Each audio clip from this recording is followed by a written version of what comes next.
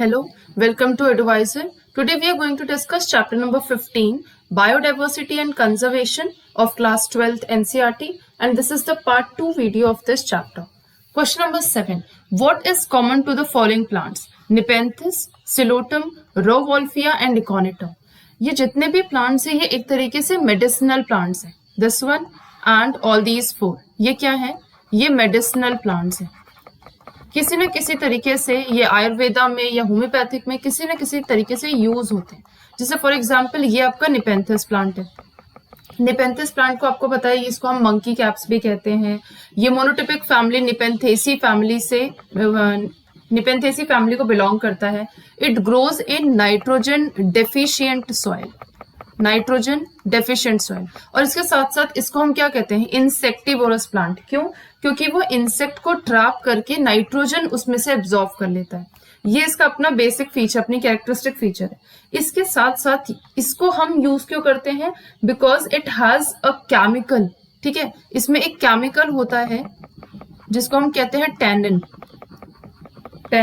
और ये जो टैनिन होता है it is used in digestive tract problem. ठीक है, तो डाइजेशन अपना हमें प्रॉब्लम हो रही है, हम इन प्लांट्स को यूज कर रहे हैं, तो एक तरीके से हमने इसको यूज किया. ठीक है, दूसरा it is used for the treatment of jaundice. Jaundice में भी यूज किया जा रहा है इसको.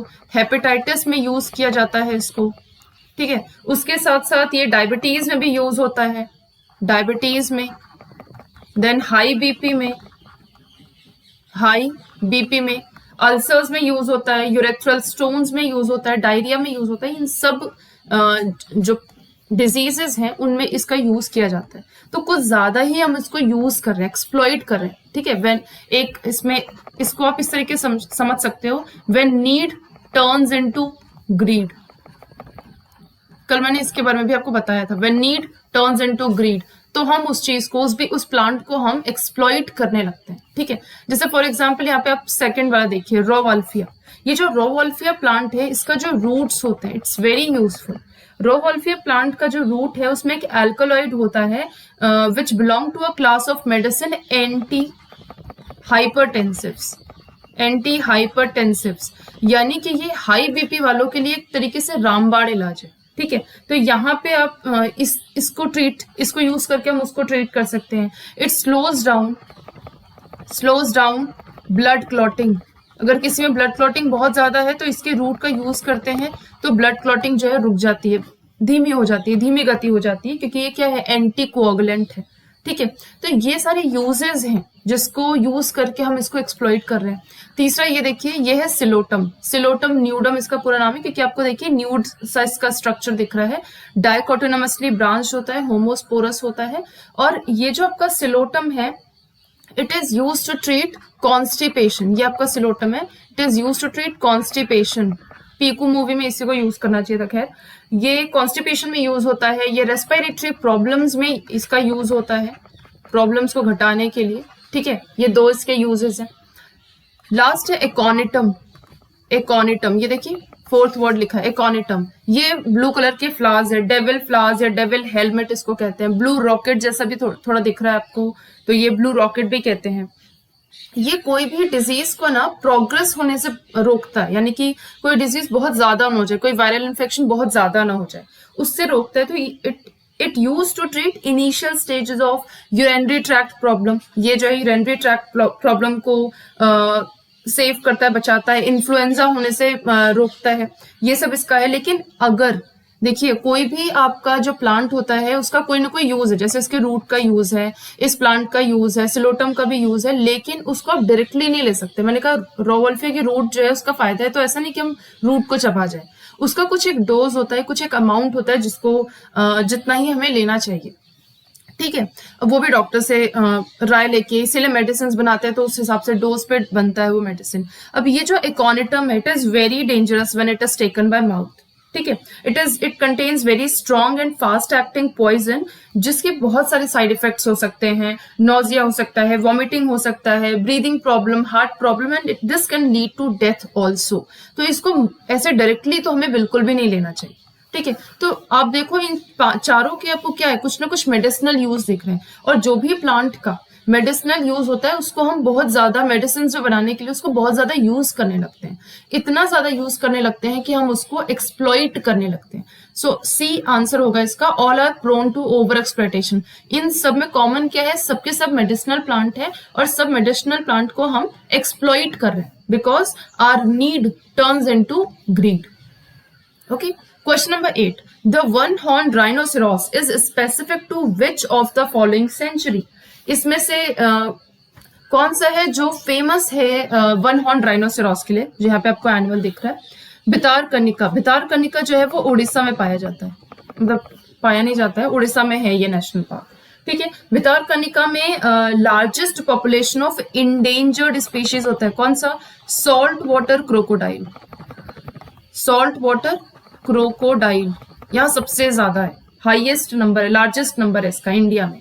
ठीक है, भितारकनिका का जो सेंचुरी है, इसी का जो सेंचुरी है, सेंचुरी वो सेकेंड लार्जेस्ट मैंग्रोव इकोसिस्टम है इसमें, सेकेंड लार्जेस्ट मैंग्रोव इकोसिस्टम। और आपको पता है मैंग्रोव इकोसिस्टम बहुत ही मैक्सिमम बायोडाइवर्सिटी आफ्टर ये आपका टीआरएफ के बाद मैक्सिमम बायोडाइवर्सिटी आपका मैंग्रोव इकोसिस्टम ही देता है टेरेस्ट्रियल में। ठीक है, Bandipur National Park. Bandipur National Park कहाँ है? It is in Karnataka, Karnataka. ठीक है, अब ये यहाँ पे आपको सब दिखेंगे, mammals, reptile, birds, insect, Bengal tiger सब दिखेंगे, लेकिन यहाँ टाइगर पॉपुलेशन बहुत ज्यादा है बंदीपुर में। ठीक है, हाईएस्ट, सेकंड हाईएस्ट नंबर पे है। नेक्स्ट आपका Kaziranga. Kaziranga National Park, it is famous for one horned rhinoceros. इसके लिए फेमस है Kaziranga National Park. Where it is found, National Park Assam में।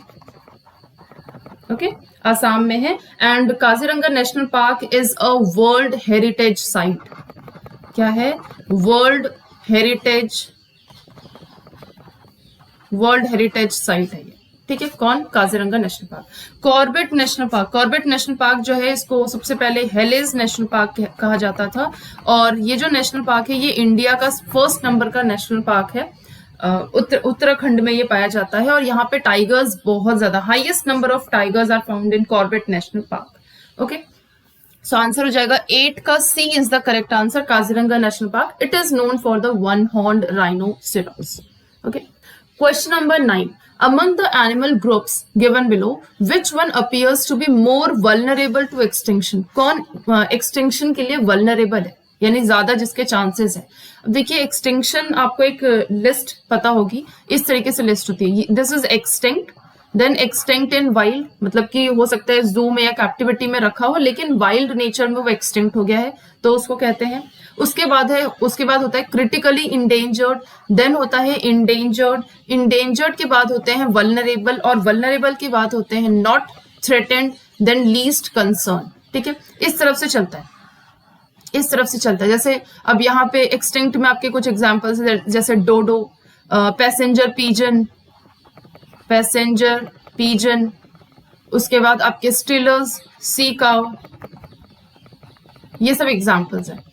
अब यहाँ पे देखिए, लीस्ट कंसर्न वो एनिमल्स होते हैं जिनको जरूरत नहीं इतने कंसर्न की, जो बहुत ज्यादा नंबर में, धीरे धीरे जैसे जैसे नंबर डाउन होता जाता है वैसे वैसे वो लिस्ट में आते चले जाते हैं। अब देखिए यहाँ पे ऑप्शंस देखिए, insects, mammals, amphibians and reptiles. Insect, mammal और रेप्टाइल्स, इनके चांसेस कम है, क्योंकि सबसे ज्यादा देखिए, चाहे एयर में, चाहे वाटर में, लैंड पे, हर जगह इंसेक्ट्स पाए जाते हैं, तो इंसेक्ट्स के चांसेस कम है। सबसे ज्यादा, मैमल से भी ज्यादा अगर कोई चीज पाई जाती है दैट इज इंसेक्ट्स। उसके बाद मैमल्स, इस टाइम पे तो पीक पे चल रहा है मैमल, तो इसके चांसेस कम है एक्सटिंक्शन होने के। रेप्टाइल्स, रेप्टाइल्स में आपके टॉर्टोइज, टर्टल्स, क्रोकोडाइल, आपके एलिगेटर्स, आपके स्नेक्स, सब कुछ आ जाते हैं, और कुछ इसमें पानी में भी हैं, कुछ इसमें जमीन में भी। लेकिन इन तीनों में एक चीज खासियत है, ये अगर एयर पे है तो ये पूरी तरीके से एयर पे डिपेंडेड है, या वाटर पे है तो वाटर में, यानी कि इनका मिड का डिपेंडेंसी नहीं है। एम्फीबियंस जो है, इनके लाइफ साइकिल में इनका लाइफ साइकिल 2 हिस्सों में बटा हुआ है। एक लाइफ साइकिल इनका पानी में होता है, यानी कि जो टैडपोल लार्वा जो होता है वो पानी में उसका जीवन बीतता है, and then it metamorphosise and it turns into terrestrial animal. ठीक है, तो यानी वाटर में भी है और टेरेस्ट्रियल एनिमल में भी है, तो ये दोनों जीवन चाहिए इसको। इन दोनों जीवन के वजह से ही एम्फीबियंस के भी धीरे धीरे चांसेस कम हो रहे हैं, यानी कि ये धीरे धीरे एक्सटिंक्शन के रेट में बढ़ रहे हैं। तो 9 का C is the correct answer. Question number 10, which one of the following is an endangered plant species in India?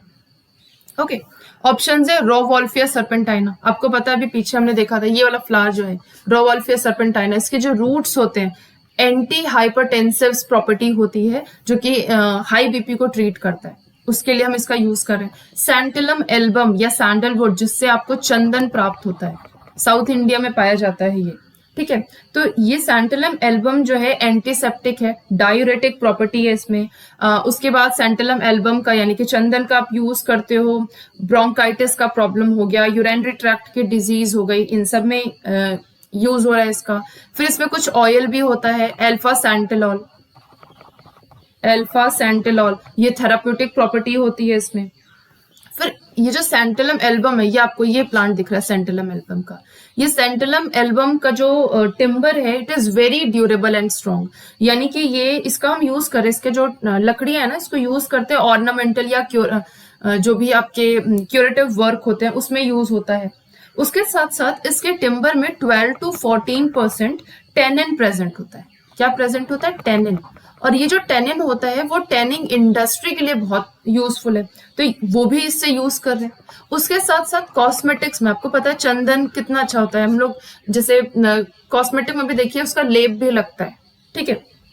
तो ये जो आपका चंदन है या जो इसका प्रोडक्ट है, it can prevent wrinkles on face, reduce acne, dark spot को, वुंड को भी कभी कभी आप देखते हो वुंड पे भी लगा देते हैं, तो it can heal wound also. It can use for the skin infections, skin conditions like eczema, scabies, cirrhosis, इन सब चीजों के लिए यूज होता है। तो इसके बहुत ज्यादा यूजेस हैं, इसलिए इसको भी धीरे धीरे एक्सप्लॉइट करना शुरू कर दिया है लोगों ने, ठीक है। तो ये आपका जो है इंडेंजर्ड की लिस्ट में आ चुका है, रोवोल्फिया भी, सेंटिलम एल्बम भी। ये देखिए इंडेंजर्ड कहाँ है, यहाँ बीच में पहुंच चुका है, ठीक है। यहाँ ना पहुंचे इसलिए इसके ऊपर अवेयरनेस प्रोग्राम चलाना चाहिए, इसलिए इसको बचा के रखना है हमको। इट्स वेरी यूजफुल, बहुत ही ज्यादा मेडिसिनल यूज है इसका, तो हमें इसे बचा के रखना होगा। उसके साथ साथ साइकस बेडोनी, जो साइकस बेडोनी है इसका जो मेल कोन होता है, ठीक है, आपको पता है ये जिम्नोस्पर्म में होते हैं और जिम्नोस्पर्म में मेल कोन फीमेल कोन ऐसे बनते हैं। और ये जो मेल कोन होता है it is used for the disease of rheumatoid arthritis, rheumatoid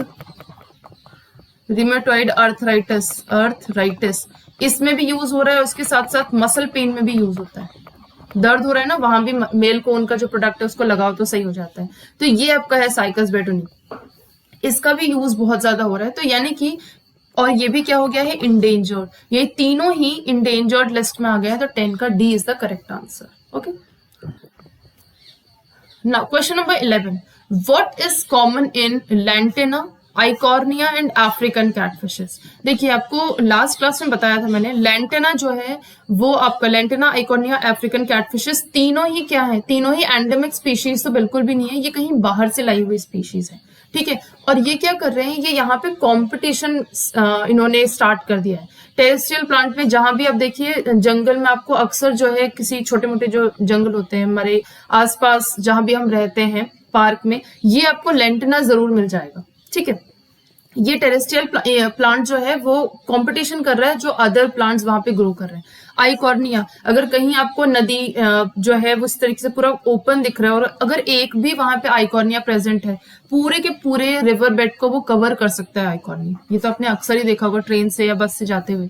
African catfishes, जो फिशेस खाते हैं उन्होंने इसको जरूर देखा होगा, मगूर कहते हैं या क्लैरियस इसका नाम है, ठीक है। ये तीनों ही जो हैं वो इंडेंजर्ड स्पीशीज ऑफ इंडिया नहीं है, कीटोन स्पीशीज। कीटोन स्पीशीज क्या होता है, यानी कि जो ऐसी स्पीशीज जो जिसका इकोसिस्टम पे ना बहुत बढ़िया पकड़ है। जैसे फॉर एग्जांपल, इसको एक एग्जांपल लेके चलते हैं, एक शार्क है, मान लीजिए बड़ी सी शार्क है, तो वहां पे छोटी छोटी और भी फिशेज हैं, ये बड़ी शार्क जो है वो इनके पॉपुलेशन को, इन छोटी छोटी फिशेस के पॉपुलेशन को ये मेंटेन करती है। कुछ खाएगी और उसके कुछ को रहने देगी, ठीक है, फिर कुछ टाइम बाद फिर से बढ़ जाएंगे तो फिर कुछ को खाएगी और कुछ को रहने देगी। यानी कि ये एक ऐसी स्पीशीज है जो वहां के पॉपुलेशन को, वहां पे जो दूसरे एनिमल्स रह रहे हैं उनकी पॉपुलेशन को कहीं ना कहीं मेंटेन करती है। तो उसको हम कीस्टोन स्पीशीज कहते हैं। अगर ये नहीं होती तो ये फिशेस को ज्यादा ही पूरा बढ़ जाता वहां पे, ठीक है। तो ऐसी स्पीशीज को हम कीटोन स्पीशीज कहते हैं। All are mammals found in India, सब मैमल्स नहीं है, ये प्लांट्स है बेटा, ठीक है। ये आपके टेरेस्ट्रियल प्लांट है, ये आपके हाइड्रोफाइट्स है, ये आपके पाइसेस ग्रुप में आते हैं, तो मैमल्स तो नहीं। All are species are neither threatened, देखो थ्रेटेंड है एक तरीके से, लेकिन नुकसान नहीं पहुंचा रहे, कॉम्पिटिशन को बढ़ा रहे, तो यस थ्रेटेंड तो है। अफ्रीकन कैटफिशेस जो है वो बाहर की लाई हुई है, हमारी अपनी होती है इंडिजिनस कैटफिशेस।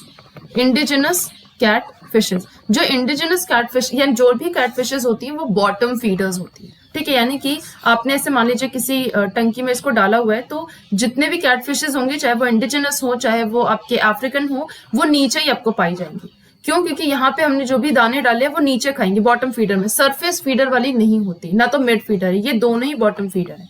और जब दोनों ही बॉटम फीडर, तो यहाँ क्या बढ़ेगा, यहाँ कॉम्पिटिशन बढ़ेगा, और कॉम्पिटिशन में तो कोई एक ही जीतता है ना।